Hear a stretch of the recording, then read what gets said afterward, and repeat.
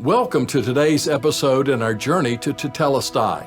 I'm so excited about today's journey because we are introduced to one of the greatest people of faith. Oh, he had his faults just like you and me, but he had a deep, heartfelt faith in the God who created the world. His faith produced a blessing to billions of people who lived long after him. A blessing that extended thousands of years into the future, even to me, and perhaps to you. Arlen and Cynthia are going to introduce us today to Abraham, a man whose faith brought a great blessing to multitudes.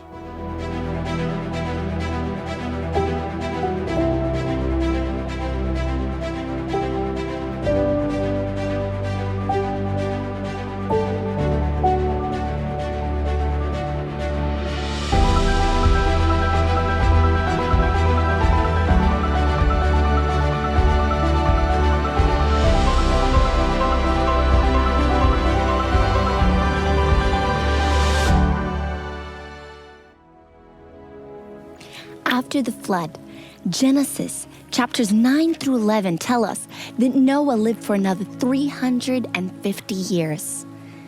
While Noah was still alive, he was able to see his sons, Ham, Shem, and Japheth, and their descendants begin to repopulate the earth. They built cities, formed nations, and constructed kingdoms. It was during Shem's lifetime, only 2 years after his father Noah's death, that one of the most famous men in all of history was born, Abraham. Genesis 12 through 25 records the story of Abraham's life. Abram, as he was first called in the Bible, was a descendant of Shem. He was also a rich man with many servants and flocks. He was married, but he had no children because his wife Sarai was barren. In Genesis 12, 1 through 3, God began to reveal a special plan that he had for Abram. First, God said that he would be guiding Abram to a land that would be his and his descendants' future possession. Second, God would be birthing a great nation through Abram. And third, and most important, God promised, all peoples on earth will be blessed through you. This promise is what makes Abram so significant, because in this verse, God is revealing more of his plan of salvation. You see, because of sin, all people are under a curse of judgment. But in this verse, God is promising a blessing that will be for all people and that would come through Abram. This is a reference to the promised deliverer, the one who would come to free humanity from the curse of sin and death. And Genesis 12:3 is the first clue that we have in the Bible that the coming deliverer would be a physical descendant of Abram. Genesis 12 verses 4 through 7 tell us that Abram obeyed God and made the 200-mile trek to the land of Canaan. The following chapters tell us he went through a time of famine, pitched his tent in various places, and even fought a battle. But as the years went by and Abram and Sarai got older and remained childless, their situation seemed hopeless. They wondered, how will any of these promises be fulfilled since we have no son? Would one of their servants have to be their heir? Genesis 15:4 tells us that the Lord came to Abram and said, "A son coming from your own body will be your heir." He took him outside and said, "Look up at the heavens and count the stars, if indeed you can count them." Then he said to him, "So shall your offspring be." It seemed impossible to a childless Abram. But when God repeated his promise to provide Abram a son, verse 6 says that Abram believed the Lord. Abram heard God's promise and then put his faith in it. For faith is believing that something is true, even when you can't see it. And when Abram believed God, the rest of verse 6 tells us that God credited it to him as righteousness. At that moment, God declared Abram to be righteous, to have all his sins forgiven, and to be fully accepted by God. But what had Abram just done? He hadn't given anything to God. He hadn't performed any religious ceremony. He hadn't done any good works.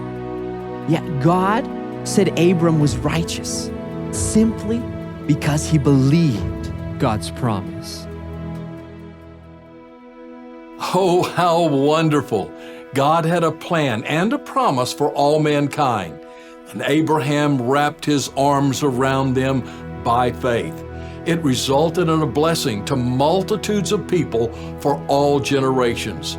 Abraham looked to the future and saw the day that God would send a deliverer to set people free from their slavery to sin. That promise was fulfilled, and the one who cried 2,000 years ago, Tetelestai. Often we hear of such great faith and we think, oh, that person was unique, such a powerful man of faith. But if you study the life of Abraham, you learn that he was a person just like you and me. He had his faults, but he was counted as righteous because he believed. He trusted in the one true and living God. Just as Abraham looked forward in faith to the coming deliverer, you and I can look back in faith to the deliverer who came to set us free. Even with our failures, we can exercise the same faith that Abraham did, and we will be counted as righteous and be a blessing to others. Abraham's faith multiplied throughout the ages, and the ripple effects reached thousands of years into the future to this very moment. I grew up in a secular environment and didn't experience a personal relationship with God until I was a university student. When I placed my faith in the same deliverer that Abraham had trusted, I had no idea that my encounter with God had been a part of His plan long before I was born. I didn't know my grandparents, my father's parents, because they died before I was born. My father grew up in a very rural area of my state, but I grew up in the capital city. So I didn't know much of my heritage until I was 60 years old. It was then that a man in Europe contacted me saying that he had evidence that we were brothers. I couldn't believe what I heard. Because I didn't know my family's history, I had no idea if this was possible. A discussion with him forced me to learn about my family. The man was wrong. He wasn't my brother. But what I discovered was incredibly wonderful. I'm named after my grandfather. He loved God and his family. The only thing I could find written about my grandmother was that she was a great woman of faith. She could often be found under a clump of trees, on her knees, worshiping God and praying for her family. I wondered what she thought when my father was sent away to fight in a war. It was an extremely difficult time for him, and his marriage ended in divorce while overseas. My grandmother died, not knowing what would happen to him. My father returned home, but he didn't return to the God of his parents. He married my mother, and they raised us in a secular environment. But one day, I heard about the deliverer that was promised to Abraham. I needed forgiveness. I needed hope. I needed help.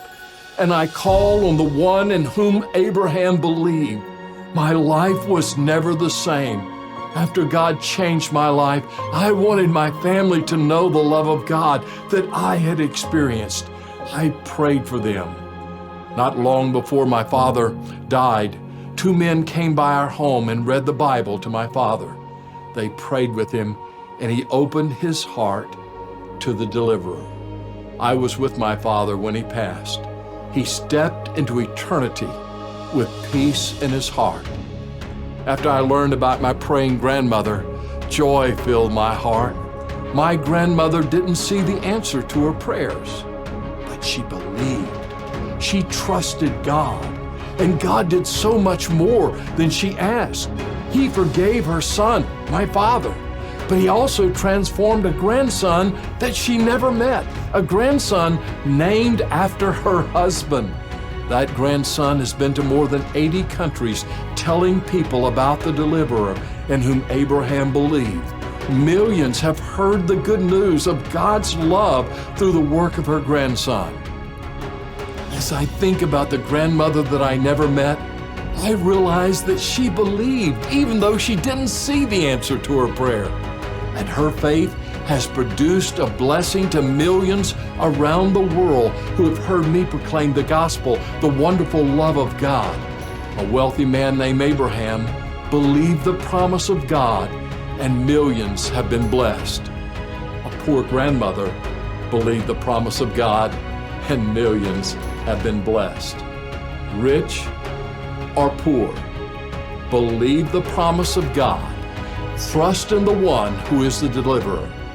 Perhaps multitudes will be blessed as a result of your faith.